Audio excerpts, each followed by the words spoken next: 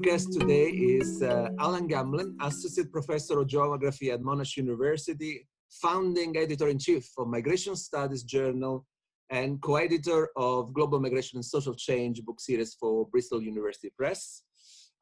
You also recently published a seminal work on diaspora institutions, human geopolitics with Oxford University Press in 2019.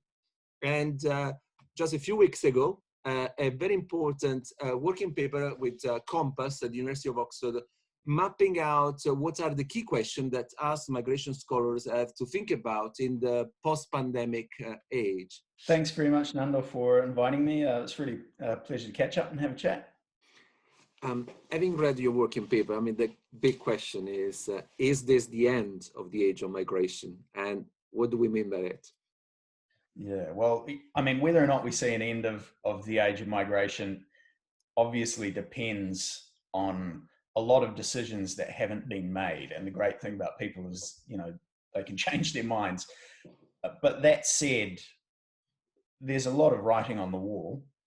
First, we know that migration has gone through boom and bust cycles before, and that it's been expanding really globally since World War II, and particularly rapidly since 1990.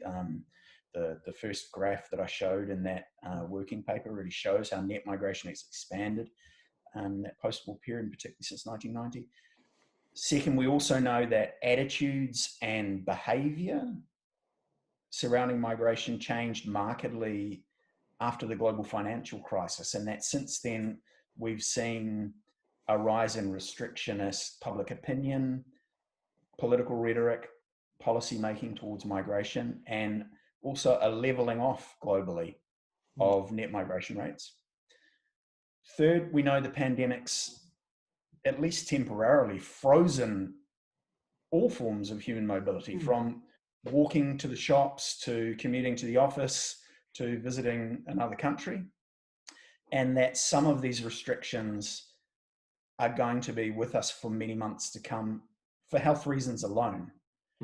And finally, we also know that the pandemic might dampen some of the long-term factors that are driving migration, including the demand for immigrant labor, which, as I said, will probably have to fall as a result of unemployment and economic contraction, including the generally socially and economically liberal attitudes towards migration and destination countries that's predominated in the past few decades, but which are starting already to become markedly more closed and illiberal, and including, I think, the willingness of migrants to take risks, which we know might be reduced by the crisis. So it's not an inevitability, but there are some major signs that this post-war international boom, which has really lifted off since the 1990s, is over, and that migration, like all forms of globalization, really might go into a downswing. On the other end, Alan, I was wondering, reading in the paper also, that if what is going to follow from the pandemic is a huge economic crisis, this is likely to affect, it's going to be global, but then you just need to go down a scale. You're probably going to see quite significant differences regionally, no, in terms of who's going to be more affected, which country are more resilient, or some country will be able to also to turn it into an opportunities. The problem, what I mean is that the so-called traditionally called push factors are going to be there. I mean, in a situation where you're going to have a famine or a massive disruption of the economic system that are already very weak, there would be a push for people to continue to move. We're going to see potential area conflict, also real conflict, like military conflict or tensions, or social tension, arrests, but maybe in the near future. What do you think? That's a really good point, I think, Nando. You know, on one hand, some people will be more risk averse and more impatient as a result of this crisis, and they'll decide not to migrate as a result. Other people are going to be desperate for remittances, or desperate to flee livelihood collapse, or desperate to get out of the circumstances that are kind of spin-off effects of the recession resulting from the pandemic. So that interaction of, on the one hand, some types of people being less likely to migrate and some types of people being more likely to migrate, I think could lead to some non-linear changes in migration flows in the short to medium term, some unpredictability. What I think is likely to be more consistent is that at the destination end, they'll probably be met with growing restrictionism. And that's just because this trend of, border walls going up predates the pandemic considerably. And we've had, now a decade of nativists finding their way into power, nationalist populist governments, politicians finding their way into government, and the kinds of lockdowns that have resulted from the pandemic are what they've been dreaming of. This is really their kind of wet dream. So it's hard to see that the political environment, and the policy environment coming out of that towards these perhaps more unpredictable flows that might result in the short to medium term will become any more open. And in fact, it seems likely that it'll probably become more closed. A final thing to note would be, I think Stephen Verdebeck's prediction is pretty good there, which is that, we might all start to look a lot more like Singapore, where you've got a very tightly controlled indentured labor-like system for low-skilled workers, and then a much freer, open global mobility system for the cosmopolitan elites. In your work on the global governance of migration, you really also emphasize the role of UN agencies. And clearly, after the so-called refugee crisis, we have seen a reorganization of the global governance of migration, the work around the global compacts, IOM becoming a UN agency, et cetera, et cetera. And that was, in a sense, a response to a crisis, a big crisis that pushed this process of rethinking and transformation. Are we going to see a new big transformation following the pandemic?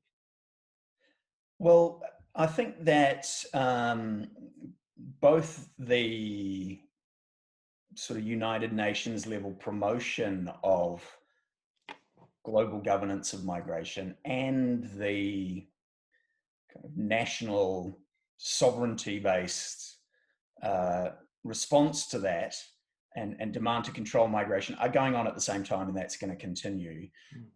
It's true that global migration governance has really ramped up in the last few years, and there's a couple of things going on. One is a long-term agenda that many national governments and international organizations have had to create better coordination at the international level, and that's been very incremental. The other is, as you've said, a series of shocks which has forced governments which otherwise wouldn't really have thought about the problem to come to the international community for a cooperative solution. And that's led to, made it possible to form new international forums and initiatives that previously weren't feasible, that would have been a resistance. So that's happening, and it will continue to happen. But the real divide here is that the countries which send migrants are generally poorer and are in favor of migration governance happening at the global level, while the countries that receive migrants are generally wealthier and are against global governance of migration. Now, that's been true for many decades, and that's really the fault line that's running down the middle of the debate about the global governance of migration. I think what the pandemic has done is to strengthen the arguments of the anti-globalists, the anti-immigrationists, the sovereigntists, sometimes the nativists or the neo-nativists, and strengthen their arguments for restricting immigration and indeed allowing them to take hold and control migration in ways that they probably only previously dreamed of. Obviously, you are based in Australia, and so is it actually you are the best place to answer this question. The Australian model, the point-based model, is basically the holy grail of migration policy here in UK. Sometimes I got the impression is always that we are facing one of the classic phenomenon that the garden of your neighbor is over greener, especially if it's a faraway garden that you cannot really check in the details. So I was wondering also how the pandemic is affecting the Australian approach to migration. Can you see some emerging impact on the pandemic on how Australia is governing migration, or is going to govern in the post-pandemic time? That's a really good question. Yes, but before I say that, just to agree with you wholeheartedly that this kind of grass is always greener approach is one of the best ways for a policy entrepreneur to get people to take notice of the policy that they particularly like. So to say, hey, well, what I'm advocating has worked really well in Timbuktu, and it's the Australian model, is a really great way to sort of provide social proof for an idea that you want to promote. I totally agree with that, and that's behind the policy mobilities sort of dynamic that I was looking at in human geopolitics. Actually, I think that's you're right there. There's a social proof that British policymakers are trying to use by referring to Australia, and yet the policies that they're trying to implement don't really necessarily look a lot like the Australian system. And in fact, it would be really hard, if not impossible, to import the Australian model wholesale as a kind of plug and play operation. That's just not realistic. So, I mean, I agree with you there. In terms of what's happening to Australia, I think there's a realistic possibility here that we're seeing the end of what has essentially been a long post-war boom in immigration. So that's, it's really, if you look at a graph of the percentage of foreign born in the Australian population since the 19th century, it's a big U. It's a big U curve with the low point right in the middle of the 20th century, after kind of World War I, Great Depression, World War II, not a great time to travel internationally. And then after that, gradually we've seen a steady upsurge in migration, and particularly since the 1990s, really, there's been a real boom in international migration. This is sort of the latest wave of globalization. I think there's a realistic possibility that we're going to see a reduction in the number of international students and working holiday makers who are making their way to Australia on a temporary basis. I think it's realistic that there will be a reduction in the employer demand for migrant labor, given that there's very high unemployment at the moment, and there'll be political pressure for employers to take Australian workers above migrants. There'll also be fewer jobs on offer. And I think it's also realistic that migrants may be less inclined to move. People who, would normally be planning to make a move to a place like Australia might decide to hold that back until times are a little bit less risky.